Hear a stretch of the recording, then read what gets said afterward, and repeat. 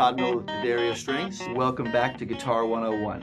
We are on to Lesson 8, which is our bar chord primer. So we're going to learn how bar chords work on the guitar.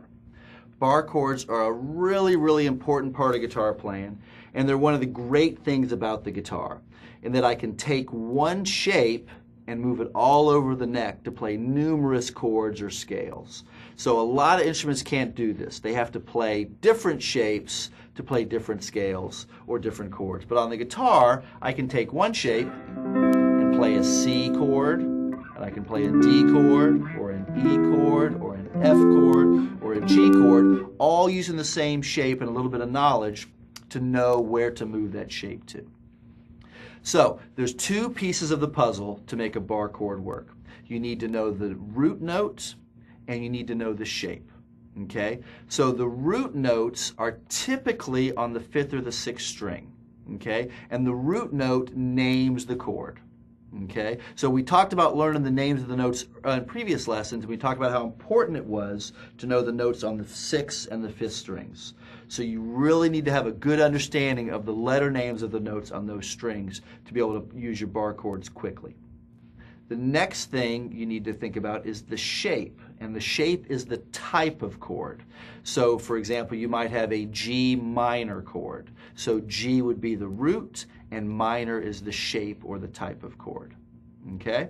So those are your basics for bar chords. The next thing we need to do is go over the diagrams, which are a lot like our open chord diagrams, slightly different in a few ways. Okay? If you look at it, once again, the vertical lines are the strings and the horizontal lines are the frets. The numbers are the fingers. X means do not play that string. But now we're going to add a circled note, which is the root. So if you look at these shapes, each one of them has a note that's circled, and that is the root of the chord that names the chord. And remember, these shapes are movable. So unlike the open chords, where we really have just one location for a G chord, when we play a G open chord, you can't really move that one around. The bar chords are meant to be moved around. I can move it to different locations, so it's not necessarily down at the 1st fret like it appears in the diagram. Okay, so we're going to look at our 6-string major bar chord to start. Okay, and let's do it up in 5th position, because once again it's a little easier up higher on the fingerboard typically. So my first finger is going to bar across all 6 strings, and my thumb is going to be basically right behind my first finger on the neck. So it's going to make a nice clamp, a nice kind of C. And so we want to use our thumb to really get some pressure. We don't want to have to use just our first finger to press down all 6 of those strings, which is often hard in the beginning for most guitar players.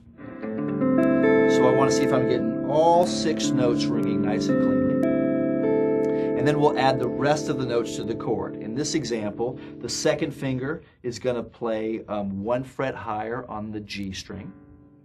The 3rd finger is going to play 2 frets higher on the A string. And the 4th finger is going to play 2 frets higher on the D string.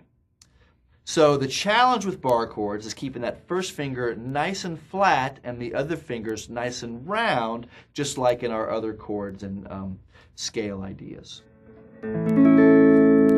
So that is a major bar chord. Okay? So the next thing that I need you to do is to go through and get comfortable with those 4 shapes, and we'll start applying them in the next lesson.